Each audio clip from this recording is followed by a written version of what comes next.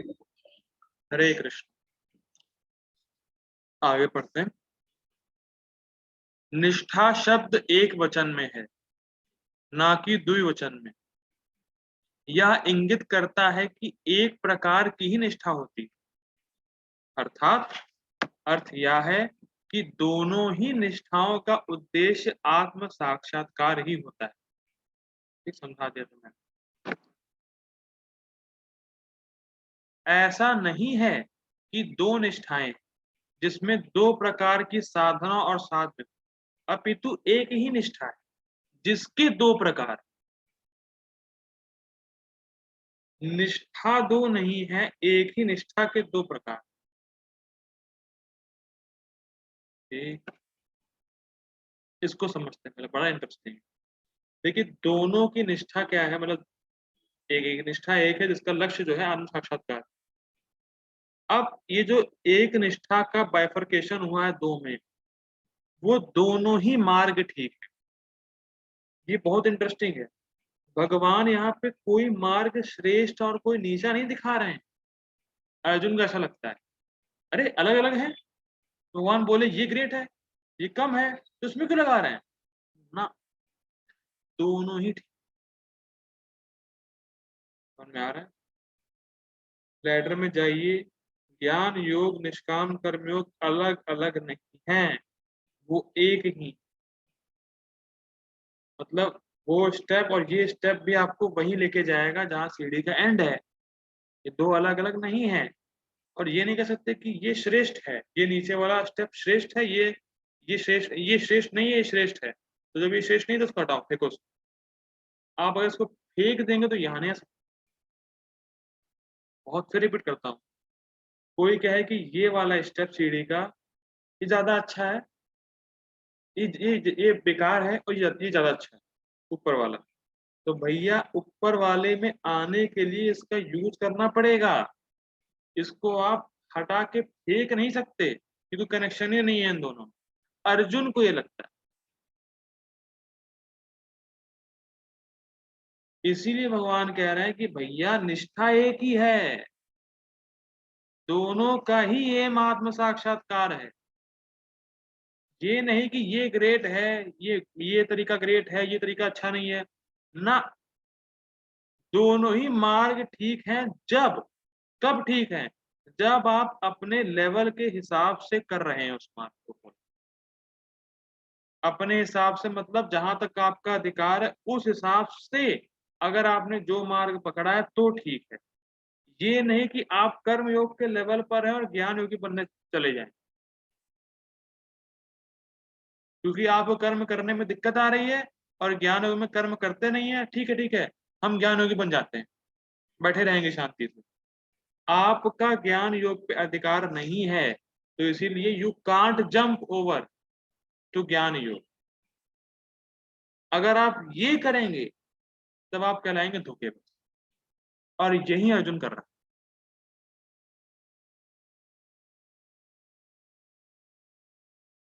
ठीक, तो भगवान फिलहाल आगे बताएंगे। निष्ठा एक ही है, एक आदमी को ले जा रही है ज्ञानों की तरफ, एक ले जा रही है कर्मियों की तरफ, लक्ष्य एक ही। ठीक, इसको आगे 5वें अध्याय में श्लोक 5 में वर्णन किया जाएगा। अब कैसे निष्ठा एक ही है, कैसे सांख्य योग और कैसे निष्काम कर्म योग एक ही है, इसको गीता में बताया जाएगा 5.5 में। यत् सांख्ये प्राप्यते स्थानं ततो गैरपि गम्यते, एकम सांख्यम च योगम च एकम। सांख्य और योग, ज्ञान योग और निष्काम कर्म योग एक ही है। एकम सांख्यम च योगम च यः पश्यति स पश्यति। जो सांख्य और योग, जो ज्ञान योग और निष्काम कर्म योग को एक देखता है वही वास्तव में देखता है। इसीलिए मैं थोड़ा पर्पल पढ़ता हूँ, पर्पल प्रभुपाद जी का पर्पल बड़ा अच्छा है। और सुनिएगा ध्यान से, मैं पढ़ देता हूँ। इंग्लिश में है, आप सबको इंग्लिश आती होगी। बाई सांख्य फिलोसफिकल रिसर्च, जो सांख्य होता है फिलोसफिकल रिसर्च होता है, one comes to the conclusion that a living entity is not a part and parcel of material world but of the supreme spirit whole. तो जो सांख्य लोग होते हैं, ज्ञान योगी, उनको पता चलता है कि जो आत्मा है वो इस भौतिक जगत की नहीं है, वो कृष्ण की पार्ट एंड पार्सल है। ठीक, consequently the spirit soul has nothing to do with the material world. His actions must be in some relation with the supreme. When he acts in Krishna consciousness, he is actually in his constitutional position. In first process, ये सुनिएगा ध्यान से, in first process सांख्य, तो सांख्य बताया गया, सांख्यम, one has to become detached from matter. ठीक, उसको इंद्रियों को रोकना है। And in devotional yoga process, अब यहाँ पे कर्म प्रभुपाद जी भक्तियों को ले रहे हैं, ठीक, कर्मयोग को, जहाँ कर्म करते हैं। In devotional yoga process one has to attach himself to the work of Krishna consciousness. Actually both processes are same, although superficially one process appears to involve detachment and the other process appears to involve attachment. Detachment from matter and attachment to Krishna are one and the same. ये बात है, सांख्य में detach हो गए, योग में attach हो गए, तो जब डिटैच हुए तभी अटैच हो सकते हैं, इसीलिए एक।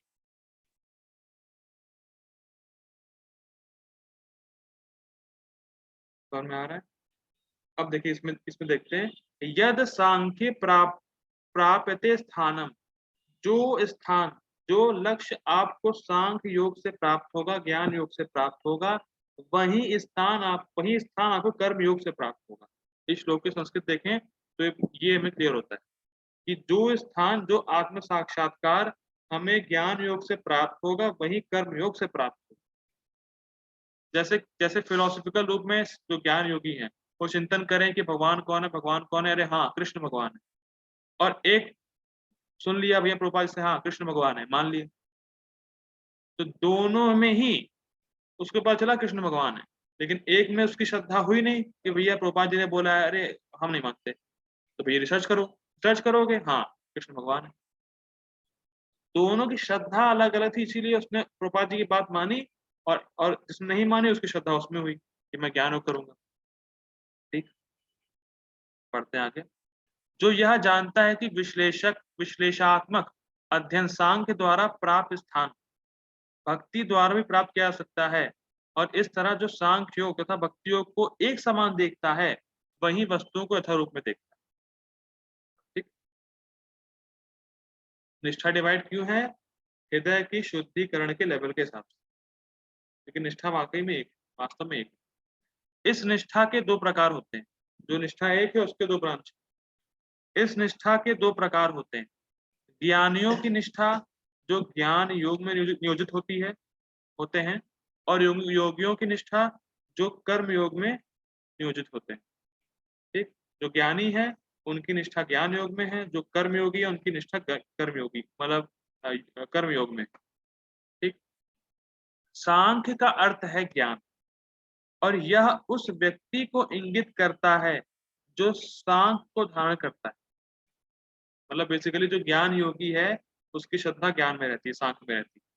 ठीक, अब ज्ञानियों की इस निष्ठा को ज्ञान योग के द्वारा दूसरे अध्याय में वर्णित किया गया। मतलब ज्ञानियों की निष्ठा को गीता में कहाँ मेंशन किया है, बलदेव विद्याभूषण बोले कि ज्ञानियों की निष्ठा ज्ञान योग में होती है, इसका रेफरेंस कहाँ है? इसका रेफरेंस दूसरे अध्याय में मिलता है।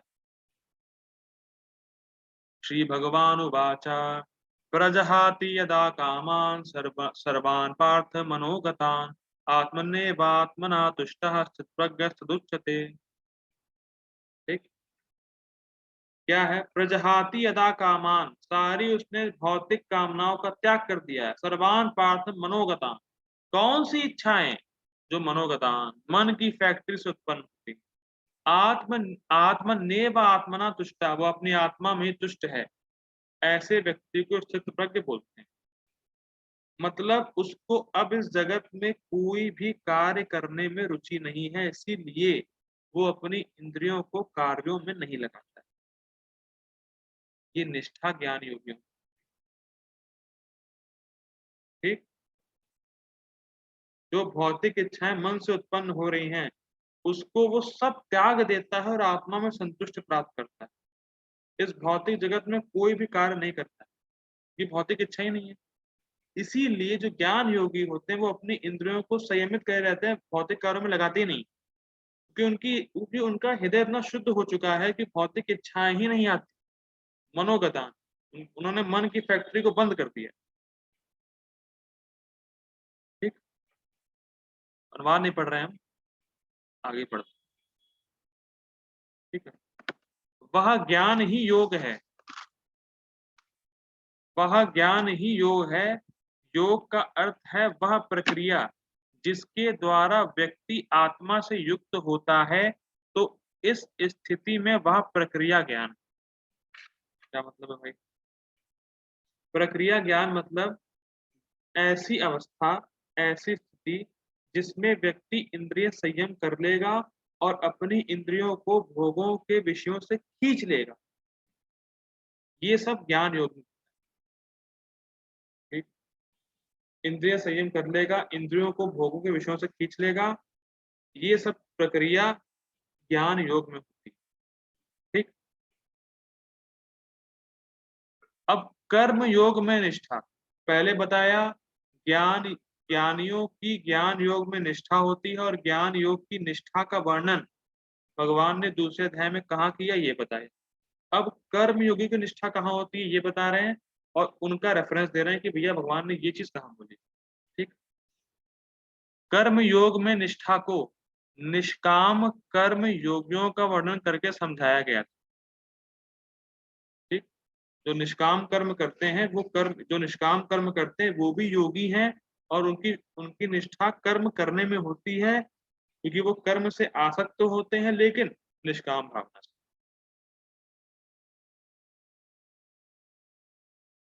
फिर भी कर रहा हूं, कर्म योगी को अपने कर्म से आसक्ति है क्योंकि उसका हृदय पूरी तरह शुद्ध नहीं हुआ है जैसा ज्ञान योगी का हो गया। ठीक, इसीलिए वो कर्म तो करता है लेकिन उसको कर्म बंधन से मुक्त होना है क्योंकि उसका गोल है आत्म साक्षात्कार। इसीलिए वो निष्काम भावना से कर्म करता है, अपने फलों को भगवान को देता चलता है। और ऐसी श्रद्धा का वर्णन भगवान ने दूसरे अध्याय के 47 श्लोक में किया। कर्मण्येवाधिकारस्ते मा फलेषु कदाचन मा कर्मफल हेतुर्भुर्मा ते संगोऽस्त्व कर्मणि। समझते हैं इसको, मैंने पहले बताया, समझते हैं।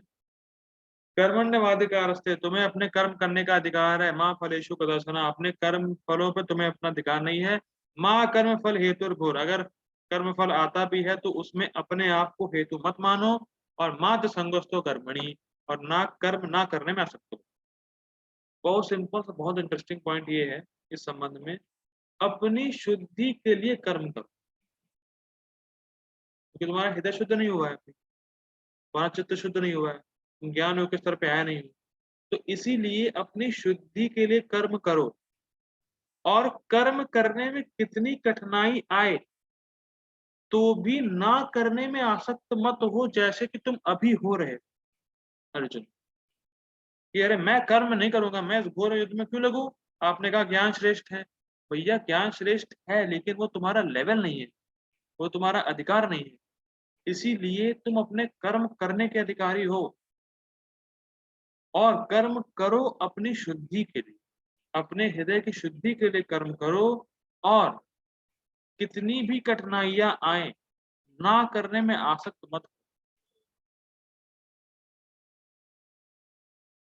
और ये मत सोचो कभी कि कर्म फल तुम्हारी वजह से आए। समझ में आ रहा है? ये भी मत सोचो कि कर्म फल तुम्हारी वजह से आया है।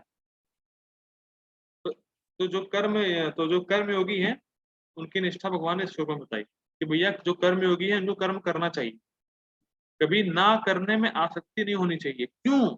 क्योंकि अगर ना करने में आसक्ति हुई तो जिस स्टेज पे वो है वहां से भी गिर जाए। ये बहुत इंटरेस्टिंग। कोई कह सकता है अरे कर्म योग में ना करने में आसक्त मत हो, है ये कैसे? जब जब फल ही नहीं मिलेगा मेरे हिसाब से तो मैं कर्म नहीं करूंगा।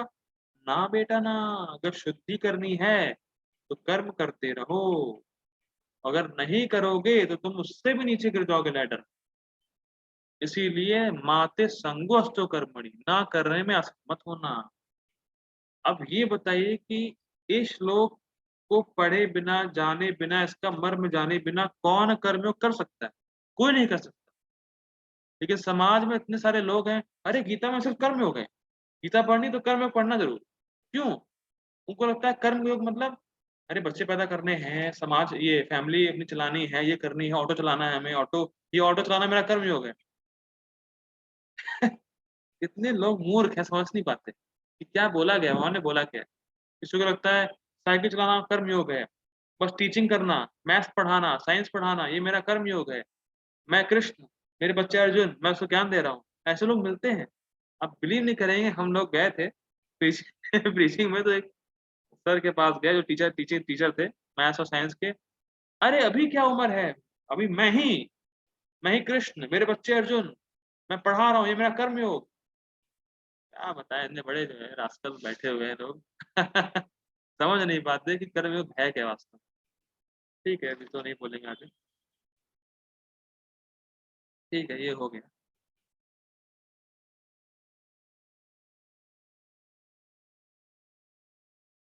ओके। हाँ देखिए, अभी भगवान ने बोला कि ज्ञान भी योग है। किस तरीके से ज्ञान योग है, क्योंकि उसमें जो प्रक्रिया, जो मतलब जो उसमें स्टेप्स हैं, जो स्थिति है वो ये है कि ज्ञान योग में व्यक्ति अपनी इंद्रियों को संयमित कर लेता है और इंद्रियों को भौतिक विषयों से जाने से रोक लेता है। ये सब करना पड़ता है ज्ञान योग में। अब भगवान कह रहे हैं कि कर्म भी योग है। वो ज्ञान योग अदर प्रोसेस है, कर्म योग भी डिफरेंट मार्ग। मार्ग डिफरेंट है लेकिन गोल एक। ये भगवान बता रहे हैं, कर्म भी योग है। और भगवान ये कभी नहीं कह रहे कि ये श्रेष्ठ है, ये नीचे है, ये है। अभी वो बात नहीं कर रहे हैं भगवान। अभी वो बात ही नहीं कर रहे हैं कि ये श्रेष्ठ है, ये है। और अगर आगे कहेंगे भी कि अर्जुन कर्म योग करो तुम, तो वो उसका लेवल देखते हुए बता रहे हैं कि तुम, हाँ अभी उसने क्या बोला दूसरे दूसरे क्वेश्चन में कि मेरे लिए क्या श्रेयस्कर है, मुझे क्या करना है ये बताइए। तो भगवान बोलेंगे 3.4 में तुम कर्म योग करो। ठीक, आगे पढ़ते हैं। कर्म भी योग है, क्योंकि कर्म के द्वारा भी व्यक्ति हृदय के शुद्धिकरण से जुड़ता है, जो ज्ञान को उत्पन्न करता है। समझ में आ रहा है? भाई कर्म योग कर भी रहा है तो उसका हृदय शुद्ध होगा, तो वह धीरे धीरे ज्ञान के स्तर पर पहुंचेगा और तब उसको आत्म साक्षात्कार हो जाएगा। तो बेसिकली पॉइंट इज, कर्म योग से आप ज्ञान योग तक पहुंचते हैं। कर्म योग का रिजल्ट है ज्ञान योग। तो it is not a different. उसका कनेक्शन ये है कि कर्म योग करेंगे तो आप ज्ञान योग तक पहुंचेंगे। अर्जुन सोच रहा है कि दोनों अलग अलग। भगवान कह रहे हैं भाई मेरे, कर्म योग करते रहोगे तो ही जो जहां तुम पहुंचना चाहते हो। तो तुम अभी कह रहे हो मैं अभी बस युद्ध नहीं करना, जो मैं भी संन्यास ले लूंगा, मैं जाके पढ़ूंगा, ये करूंगा वो करूंगा। उसका तुम्हारा अभी है लेवल नहीं है उसका। तुम अभी युद्ध करोगे तो इसको करते करते ही तुम उस लेवल पे पहुंचोगे जहां तुम्हें जाना है, जिसकी तुम अभी बात कर रहे हो। जाना नहीं, जिसकी तुम अभी बात कर रहे हो। समझ में आ रहा है? कठिन हो रहा है मेरे ख्याल से आज ऊपर से निकल रहा होगा, हेडक हो रहा होगा, अधिकार नहीं ना हमारा। यस प्रभु, मुझे ठीक थोड़ा है, टफ लग रहा है। टफ लग रहा है। नहीं, उन्होंने कहा कि जैसे जैसे हृदय शुद्ध होगा सब समझ में आएगी बात। अभी नहीं आ रही, लेकिन हाँ जैसे जैसे भक्ति करते रहेंगे हृदय शुद्ध होगा, सब समझ में आ जाएगा। अभी भी आप यही चीज पढ़ रही हैं, बाद में भी सेम चीज पढ़ रही होंगी, बाद में ज्यादा समझ में आ रहा होगा। तो वो हमारा जब हृदय शुद्ध होता है तो समझ में आती चीजें। ठीक है, ठीक। क्या बोल रहा था मैं? हाँ, तो कर्म, निष्काम कर्म योग का रिजल्ट ही ज्ञान योग। ठीक, आखिरी पैरा समझ। यह कहा जा रहा है कि जो मुक्ति की इच्छा रखता है वह ज्ञान में, ये बहुत ही इंपॉर्टेंट सुनिएगा ध्यान से, यह कहा जा रहा है, मतलब बेसिकली अब समराइज कर रहे हैं टीका को बलदेव विद्याभूषण कि भैया क्या बोला मैंने अभी तक। यह कहा जा रहा है कि जो मुक्ति की इच्छा रखता है वह ज्ञान में निष्ठा तुरंत ही प्राप्त नहीं कर सकता और तुरंत ही इंद्रियों को रोक नहीं सकता, अपितु उसे पहले अपना हृदय कर्म योग और उसमें निहित नित्य कर्मों के द्वारा शुद्ध करना। भैया तुम विदाउट निष्काम कर्म योग करे ज्ञान योग तक नहीं पहुंच सकते, तुम्हारी निष्ठा ज्ञान में आएगी ही नहीं, तुम अपनी इंद्रियों को रोक ही नहीं पाओगे। और अगर तुम फॉल्सली उसको वहां जंप करते हो तो तुम इंद्रियों को रोके तो हुए हो, तुम्हारा मन इंद्रिय विषय में लगा हुआ है। ऐसा व्यक्ति मिथ्याचारी कहलाता है, ऐसा व्यक्ति धोखेबाज कहलाता है।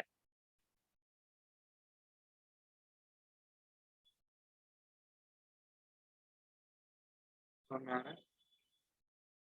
तो बस बेसिकली पॉइंट क्या समझा रहे हैं कि अगर कर्मयोगी व्यक्ति है, जो कर्मयोगी व्यक्ति है जिसका अधिकार कर्मयोग तक है, वो ये नहीं समझ पाता कि मैं शरीर नहीं हूँ, वो समझ ही नहीं पाता कि मैं शरीर नहीं हूँ, इसीलिए वो कर्म करता है, इसीलिए वो अपने कर्म शासक रहता है। उसको अभी भी फीलिंग नहीं है कि मैं वाकई में शरीर नहीं हूँ, मैं आत्मा हूँ। उसको फील ही नहीं आता, उसको वो समझ ही नहीं पाता कि मैं शरीर नहीं हूँ, मैं आत्मा हूँ।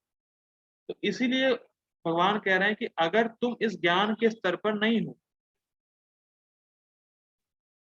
पहले पढ़ लेते हैं, पहले श्लोक पढ़ते हैं, फिर मैं सुना दूंगा साथ।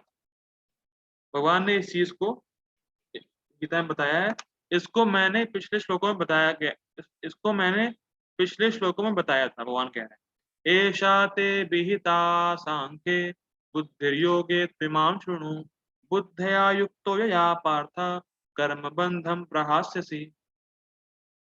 ठीक, अभी मैंने तुम्हें भगवान मतलब बोलते हैं, अभी मैंने तुम्हें पढ़ लेते हैं ट्रांसलेशन भी।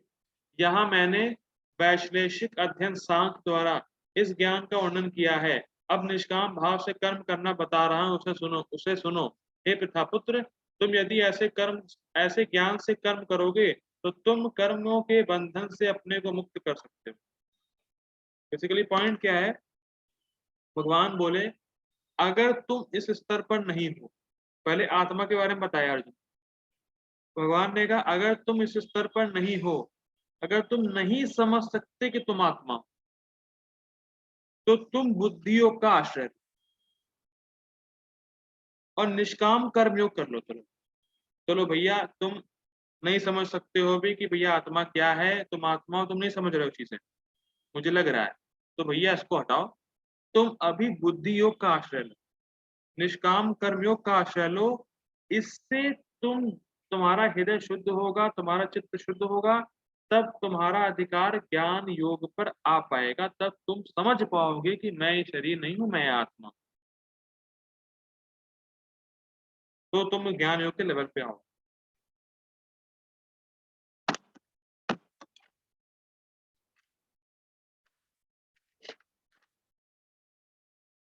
समझ में आ रहा है?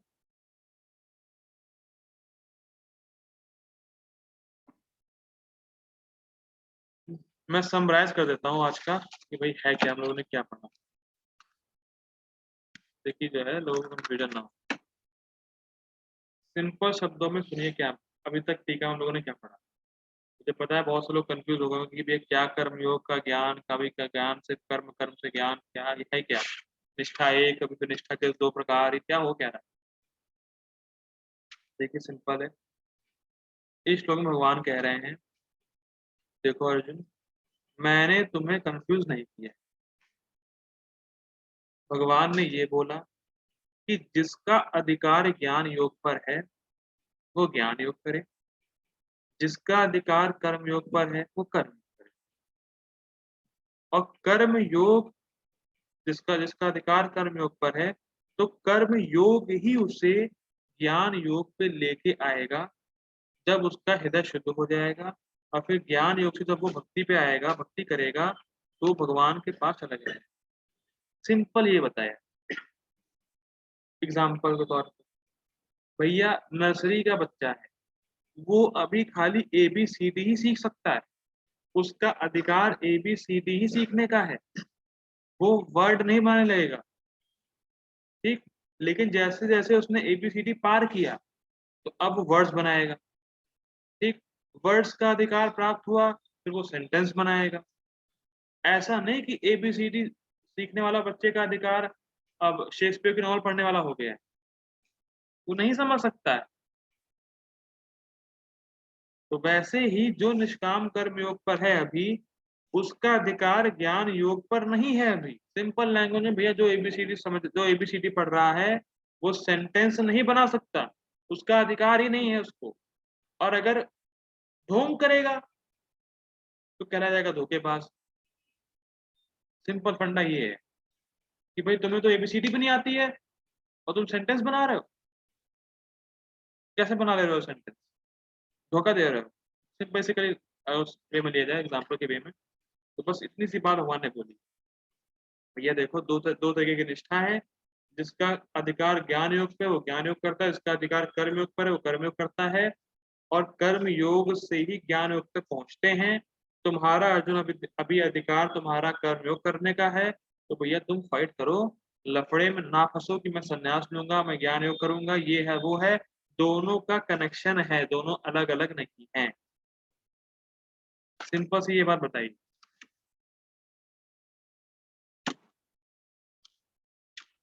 ठीक है, हम रुकते हैं यहीं पे। जगत गुरु श्रील प्रभुपाद की जय। जय